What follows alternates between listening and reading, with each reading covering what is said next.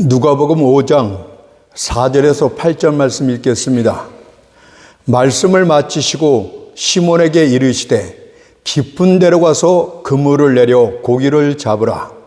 시몬이 대답하여 이르되 선생님, 우리들이 밤이 새도록 수고하였으되 잡은 것이 없지만은 말씀에 의지하여 내가 그물을 내리다 하고, 그렇게 하니 고기를 잡은 것이 심히 많아 그물이 찢어지는지라. 이에 다른 배에 있는 동무들에게 손짓하여 와서 도와달라 하니 그들이 와서 두 배의 채움에 잠기게 되었더라. 시몬 베드로가 이를 보고 예수의 무릎 아래에 엎드려 이르되 주여, 나를 떠나소서, 나는 죄인이로소이다 하니. 아멘. 오늘은 이 본문 말씀을 통하여 베드로의 고백, 이런 제목으로 하나님의 말씀을 살펴보도록 하겠습니다. 베드로의 고백. 베드로와 그의 어부 일행이 게네사렛 호숫가에서 고기를 잡고 있었습니다. 하지만 온 밤을 새워 그물을 내려보았지만 얻은 것이라곤 하나도 없었습니다. 그들은 몹시 낙심하였고 이제 마무리를 하기 위해 배를 호숫가로 끌어올린 후 빈 그물을 씻고 있었습니다. 그런데 때마침 예수님의 말씀을 듣기 위해 많은 무리들이 그곳 호숫가로 몰려들었습니다. 예수께서는 밀려드는 군중들로 인해 점점 호수로 밀려 들어가는 상황이 되었습니다. 이에 예수께서는 시몬과 그의 배를 보시고 그에게 배를 조금 육지에서 띄기를 청하셨고 그 위에 앉으사 무리들을 가르치시기 시작하셨습니다. 그로 인하여 무리들은 예수님을 더 잘 볼 수 있게 되었고 예수님의 말씀을 보다 더 뚜렷하게 들을 수 있게 됐습니다. 예수께서는 말씀을 마치신 후 베드로에게 이렇게 말씀하십니다. 누가복음 5장 4절을 보니까 깊은 데로 가서 그물을 내려 고기를 잡으라. 하지만 베드로가 이 말씀을 들었을 땐 그의 마음속에 많은 회의감이 일어났습니다. 첫째 이유는 고기를 잡는데 최적의 시간은 어두운 밤인데 지금은 태양이 바다 위를 눈부시게 비추기 시작하는 아침이었기 때문입니다. 또 한 가지는 그물을 내리는 데는 적당한 깊이가 안성맞춤인데 깊은 데로 가서 그물을 내리라 하니 어찌 순종할 수 있단 말입니까? 베드로는 밤이 맞도록 고기를 잡느라 몹시 지쳐 있었기 때문에 또한 그물도 깨끗이 씻어 놓았기 때문에 헛된 수고를 다시 하고 싶지 않았습니다. 그럼에도 불구하고 놀랍게도 베드로는 온전한 순종을 보였습니다. 누가복음 5장 5절 말씀을 보세요. 시몬이 대답하여 가로되 선생이여, 우리들이 밤이 맞도록 수고를 하였을 때 얻은 것이 없지만은 말씀에 의지하여 내가 그물을 내리리이다. 그리고 말씀에 의지하여 그물을 내렸을 때 그물이 찢어질 정도로 심히 많은 물고기가 잡혔습니다. 단순한 순종에 의해 위대한 기적이 일어납니다. 베드로가 한치의 망설임도 없이 말씀에 의지하여 그물을 내렸을 때 온 우주 만물을 지배하고 통치하는 말씀에 의지하여가 역사하였기 때문입니다. 베드로가 말씀에 의지하여 그물을 내렸을 때 그의 손은 모든 영역을 통치하는 가장 위대한 법칙을 따르고 있었던 것입니다. 그런데 어찌 기적이 일어나지 않을 수 있단 말입니까? 그리고 더더욱 놀라운 사실은 이 기적을 체험한 후 변화된 베드로의 모습이었습니다. 베드로가 예수님 무릎 앞에 엎드려 자신이 죄인임을 고백합니다. 이적을 체험하기 전엔 예수를 단지 선생이라 불렀던 그가 지금은 예수를 향해서 주여라고 고백을 합니다. 누가복음 5장 8절을 보세요. 시몬 베드로가 이를 보고 예수의 무릎 아래 엎드려 가로되 주여 나를 떠나소서 나는 죄인이로소이다 하니, 말씀에 의지하여란 고백과 주여 나를 떠나소서 나는 죄인이로소이다는 베드로의 이 두 가지 고백 속에는 복음적 향기가 가득합니다. 따라서 지금부터는 이 두 가지 고백 속에 나타난 복음적 진리들을 살펴보는 시간을 갖도록 하겠습니다. 첫째로 살펴볼 내용은 주여 나를 떠나소서 나는 죄인이로소이다란 고백을 살펴봅니다. 베드로는 예수님의 설교를 듣고 또한 그가 행하신 이적을 보았을 때 예수가 메시아임을 깨달았습니다. 뿐만 아니라 성령의 조명하심으로 자신이 죄인임도 깨달았습니다. 만일 어떤 사람이 자신이 죄인임을 깨닫는 마음 상태에 이르게 되었다면 그는 구원의 문턱까지 이르게 된 것입니다. 왜냐하면 죄로 물든 인간의 마음들은 심히 강팍하고 왜곡되어져서 죄가 그 얼굴을 똑바로 응시할 때에도 여전히 순결하다고 항변하기 때문입니다. 사람들은 본래 죄를 고백하기보다는 숨기거나 변명하려 들며 자신의 양심마저 침묵시키려 듭니다. 자연 상태에 있는 인간은 본능적으로 하나님에 대하여 흑암한 상태에 있습니다. 자연적인 사물에 대하여는 지혜롭고 박식한 지식을 가질 수 있을지 모를지라도 영적인 것에 대해서는 소경과 같습니다. 성령의 밝은 조명하심이 어두운 마음 가운데 비춰질 때만이 자신이 부패한 존재요 하나님이 얼마나 거룩한 존재인가를 비로소 알게 됩니다. 그것을 고린도서 4장 6절에서 이렇게 말씀하십니다. 어두운 데서 빛이 비치리라 하시던 그 하나님께서 예수 그리스도의 얼굴에 있는 하나님의 영광을 아는 빛을 우리 마음에 비추셨느니라. 이것이 성령의 조명하심이고, 성령의 조명하심을 통하여 우리가 죄인임을 깨닫게 되고 예수가 메시아임을 알게 되는 것입니다. 베드로는 나는 죄인으로도 소이다라는 고백 속에는 인간의 전적 타락을 교훈하는 내용이 담겨져 있습니다. 세상 신조는 인간 관계 속에서 부정직하거나 거짓말하거나 음란이나 도덕질, 강도, 살인 등등의 것들을 죄라고 말합니다. 하지만 죄의 본질은 창조주 하나님과 피조물 인간 사이의 관계가 무너진 것을 뜻합니다. 죄란 한마디로 하나님의 뜻을 준수하지 않고 하나님을 욕되게 하는 모든 것들을 일컫는 말씀입니다. 생각해 보십시오. 우리가 누구에 의해서 창조되어졌습니까? 하나님에 의해서 창조된 피조물임을 성경이 이렇게 말하고 있지 않습니까? 시편 100편 3절을 보니까 여호와가 우리 하나님이신 줄을 너희는 알지어다. 그는 우리를 지으신 자요 우리는 그의 것이니. 따라서 인생들이 자신을 지으신 하나님을 모르고 하나님을 거역하고 대적하는 것은 가장 끔찍한 잘못이요 이것이 바로 죄의 본질이 됩니다. 전적 타락의 첫 번째 의미는 인간의 본성 자체가 부패하고 썩었다는 것입니다.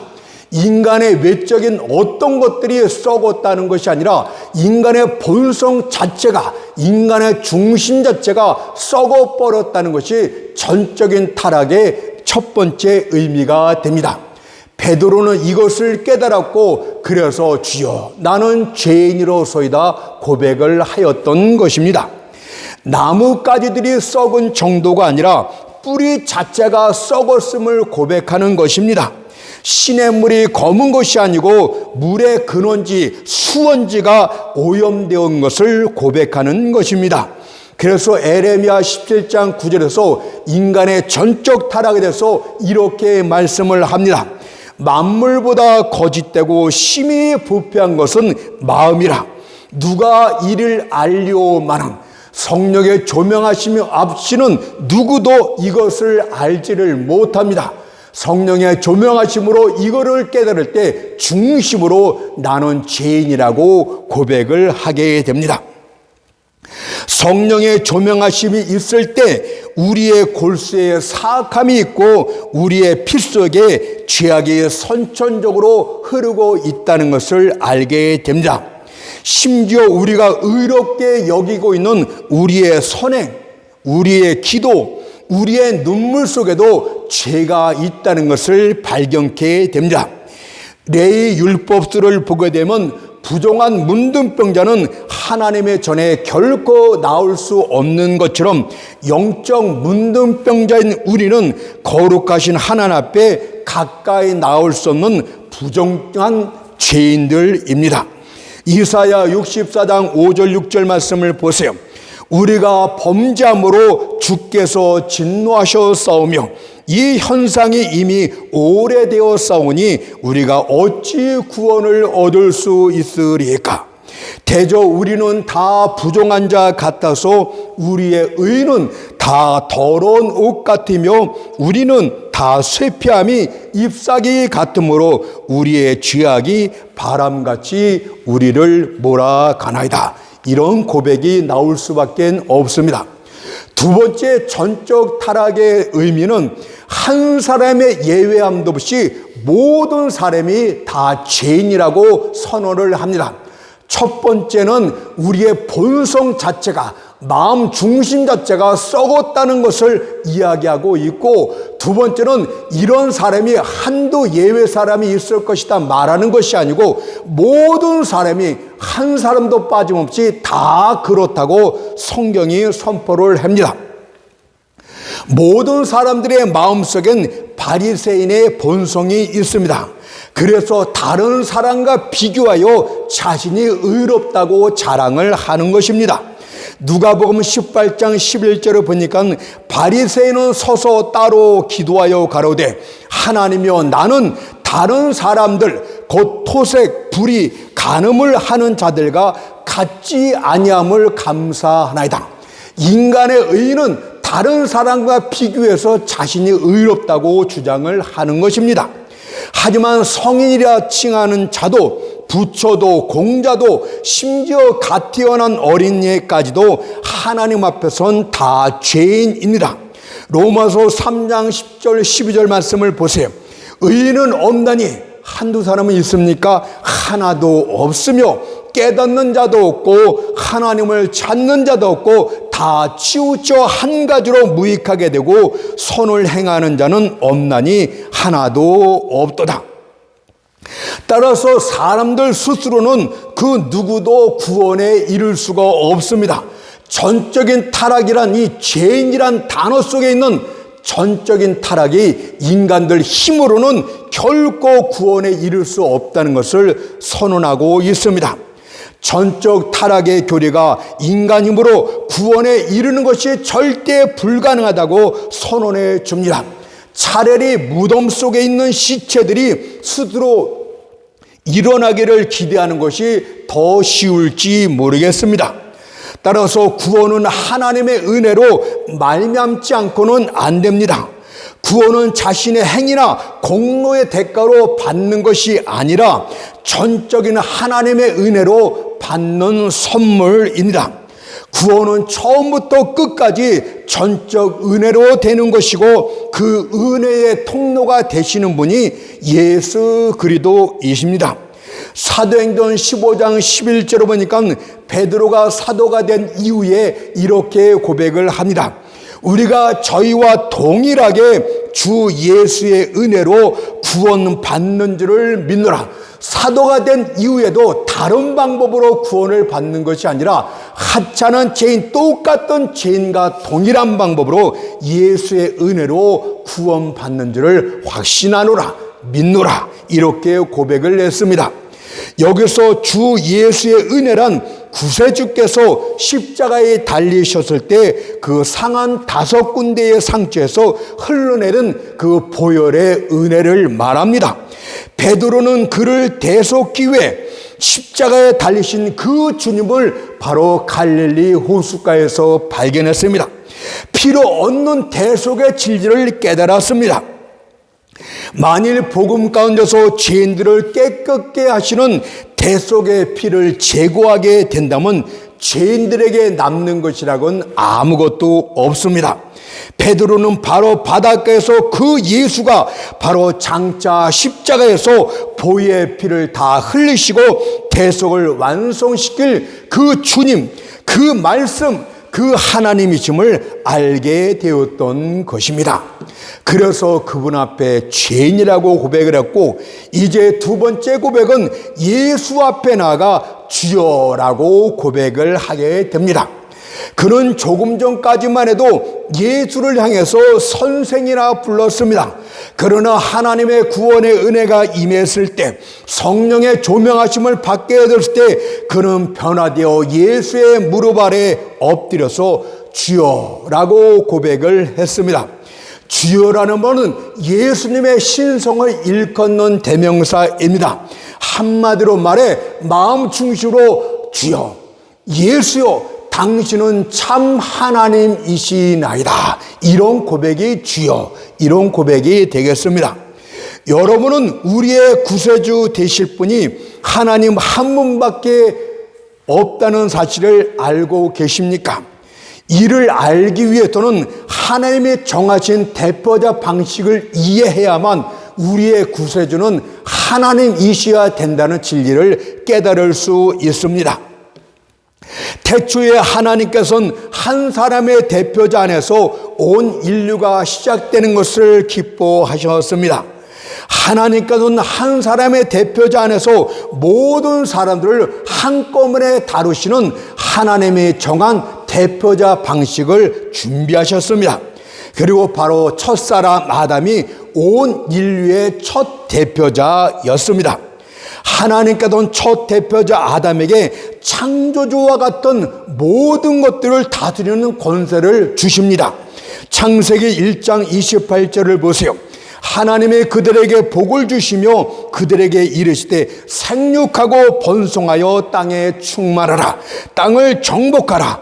바다의 고기와 공중의 새와 땅에 움직이는 모든 생물을 다스리라 하시니라. 또한 하나님께서는 아담을 하나님의 형상대로 지으시고 그를 가장 완전한 사람으로 만드셨습니다.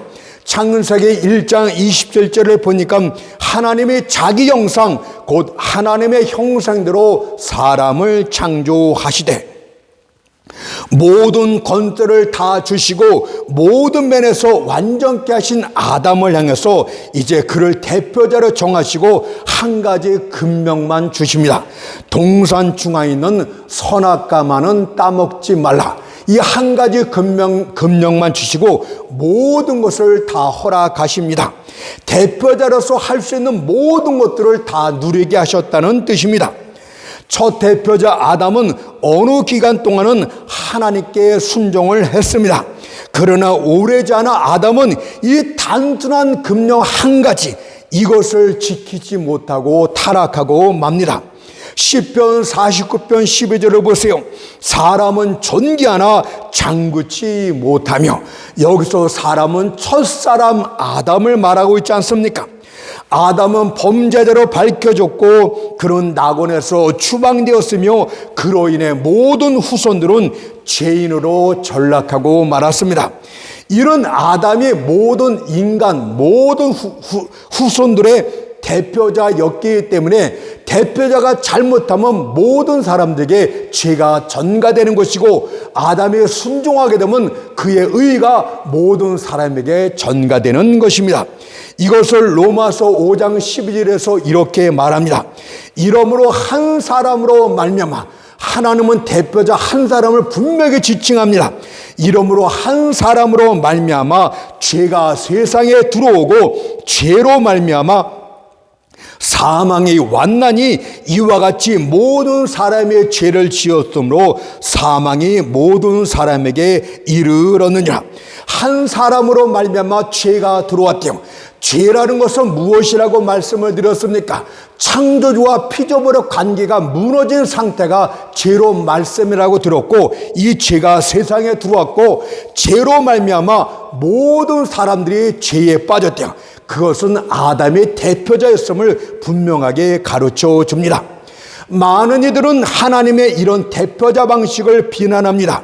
왜 우리가 아담이 범한 죄 때문에 태어날 때부터 죄인이 되어야 한단 말이냐?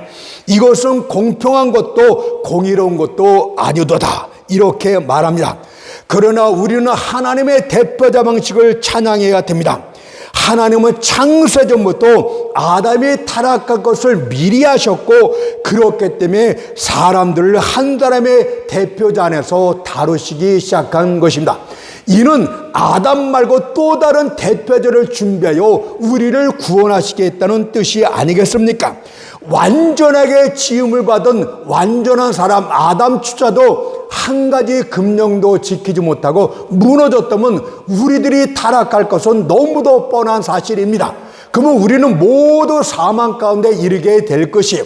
그래서 하나님은 이것을 아셨기 때문에 대표자를 통해서, 인간이 아닌 또 다른 대표자를 통해서 인간들을 구원하시는 놀라운 은총을 베푸셨는데, 이것이 하나님이 정한 대표자 방식입니다.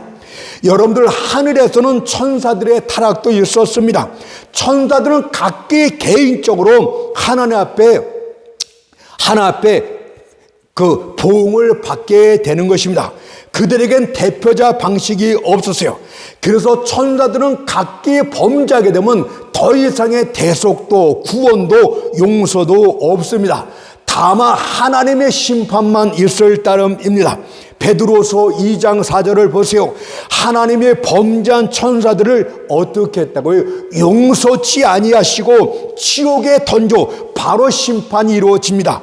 어두운 구덩이에 두어 심판 때까지 지키게 하셨으며, 그러나 인간들을 사랑하시고 인간들을 구원하시기로 작정하셨던 하나님은 각기 하나님 앞에 나와서 율법을 지키게 되면 한 사람의 인생도 구원에 이를 수가 없기 때문에, 의에 이를 수 없기 때문에 하나님은 만세전부터 구원의 방식, 대표자 방식을 준비하셨습니다. 실제로 성경을 보면 만세전에, 바로 창조 세계가 있기 전부터 하나님은 숨겨진 진짜 대표자, 바로 하나님의 아들 예수를 준비하고 예수 안에서 택한 자들을 예비하셨다고 말씀해주고 있는데, 이것이 하나님이 정하신 만세전의 구원 계획입니다. 에베소 1장 4절 5절을 보세요. 창세전에, 언제요? 아담이 타락한 이후에 구원의 계획이 이루어진 것이 아니고, 모든 것을 아시는 하나님은 창세전에 그리스도 안에서 우리를 택하사 우리를 사랑 안에서 그 앞에 거룩하고 흠이 없게 하시라고 그 기쁘신 뜻대로 우리를 예정하사 예수 그리스도로 말미암아 자기의 아들들이 되게 하셨으니, 창세전부터 자기 아들을 그리스도라고 얘기합니다. 바로 기름 부음을 받은 자, 바로 구원자, 대속자라고 말씀하고 있다는 것은 인간이 장차 다 타락하게 될 것을 만세전부터 아셨기 때문에 예수 그리스도라고 말씀하고 있고, 그런 이름을 지칭하고 있었던 것입니다. 뿐만 아니라, 그래서 우리 하나님께서는 우리를 예수 안에서 다 예정하시고 택하고 준비해 두셨습니다. 따라서 첫 대표자 아담 안에서 모든 이가 타락하였다면 마지막 대표자, 마지막 아담이라 불리는 예수 그리스도를 통해서 우리를 구원하는 것은 얼마나 하나님의 공의로운 방법이요 공평한 법칙입니까? 인간들은 하나님에게서 아담 때문에 우리가 죄인이 된 것이 불공평하다 말하지만, 하나님은 우리를 구원하시면서 가장 공의로운 방법, 새로운 대표자를 또 준비함으로 공평과 공의로우심을 우리에게 증거해 주셨어요. 그렇다면 한 사람의 대표자 안에서 우리를 구원하기 위해선 그 대표자는 어떤 분이셔야 됩니까? 이것이 복음의 진리로 자꾸 들어가는 방법 중에 하나가 됩니다. 우리의 대표자는 반드시 하나님이셔야 됩니다. 대표자 방식으로 모든 인생들을 구원하시러 작정하셨다면 그 대표자는 천사장도 안 되고 사람도 안 되고 하나님 그분 자신만이 가능합니다. 왜 그렇습니까? 하나님의 거룩한 율법은 죄인들 향해서 너희가 살려면 죄값을 내라. 거룩한 율법은 용서하지 않고 아주 엄격하게 그렇게 말씀을 합니다. 그렇다면 어떤 죄값을 하나님은 요구하십니까?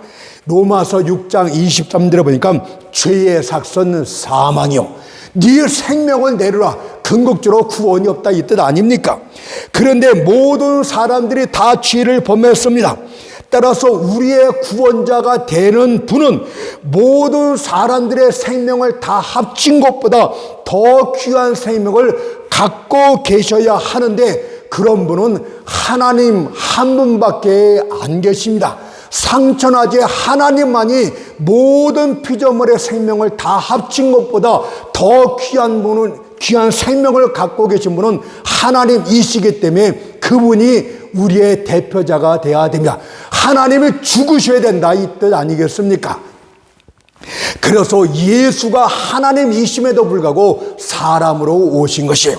복음의 진리의 첫 번째가 무엇이냐? 예수는 완전한 사람이고 완전한 하나님이셔야 됩니다. 하나님은 죽으실 수가 없어요. 영생하시는 분이에요. 그래도 하나님이 자기 생명을 내어줄 수 있는 유일한 방법은 사람으로 오셨고 대속의 피를 대표자로서 그 보혈의 피를 흘려주시고 생명을 내어주셔야 합니다. 예수가 하나님이심을 로마서 9장 5절이 말합니다. 육신으로 하면 그리스도가 저희에게 나셨으니 저는 만물 위에 계셔 세세의 찬양을 받으실 하나님이시니라. 아멘. 또 그분이 왜 하나님이 되어야 합니까?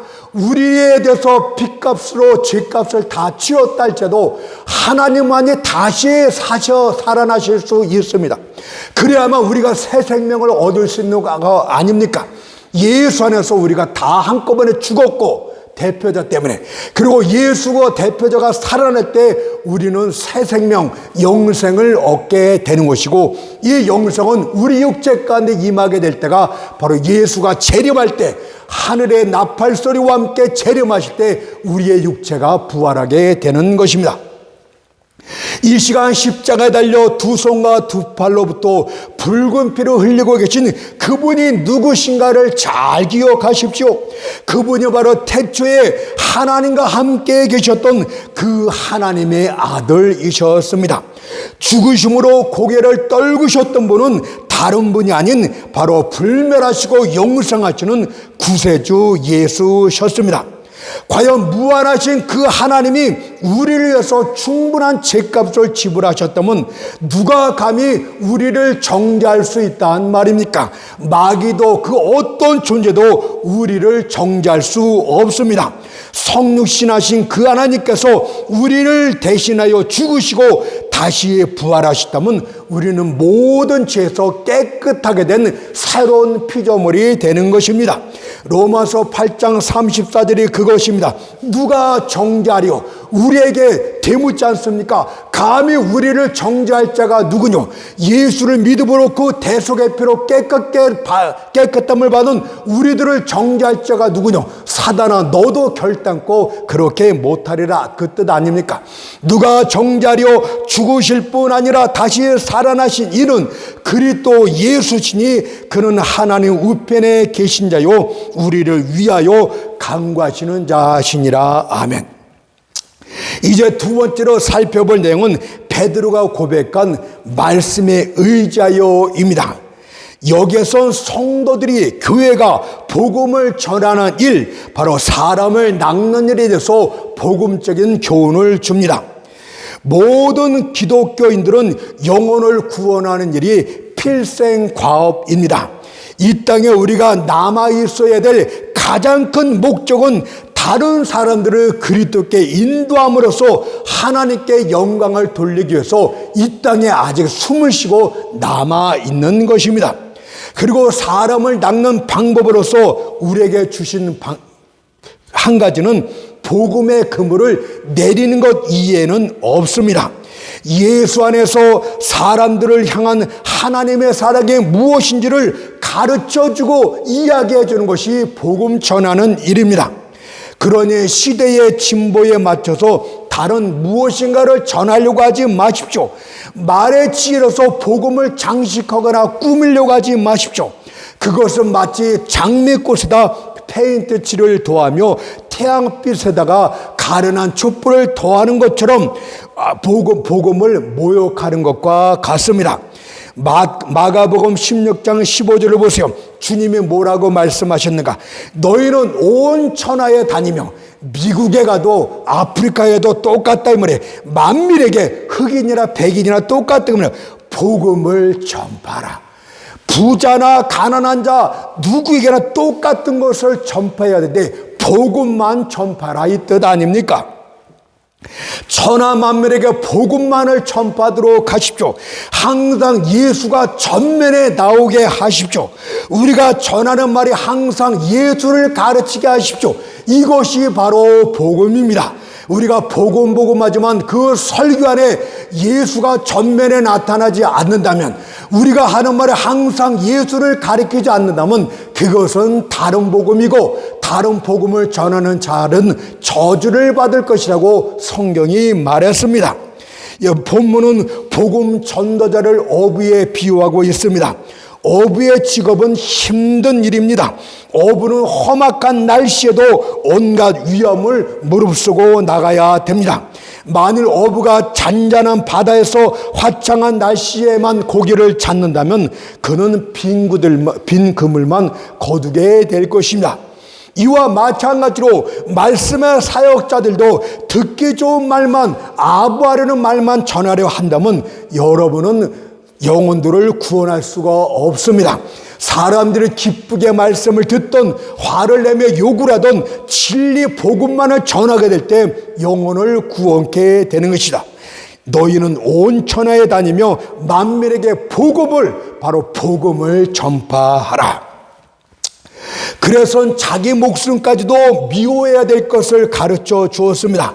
만일 그렇지 아니하면 그는 하늘 소명에 합당치 못한 자라고 주님이 말씀하셨어요. 누가복음 14장 26절 27절 말씀을 보세요. 자기 목숨까지 미워하지 아니하면 능히 나의 제자가 되지 못하고, 누구든지 자기 십자가를 지고 나를 쫓지 않는 자도 능히 나의 제자가 되지 못하리라. 물고기는 베드로의 배 안으로 스스로 뛰어들지 않았습니다. 그의 배와 물고기를 잡는 모든 수단들이 동원되어졌습니다. 이는 하나님께서는 영혼을 구원한 일에 수단을 통해서 역사하신다는 것을 우리에게 가르쳐 줍니다. 이 유튜브를 통해서 복음을 전파하는 것도 하나님이 주신 수단 중에 하나라고 저는 믿습니다. 그렇다면 베드로를 지켜보도록 하세요.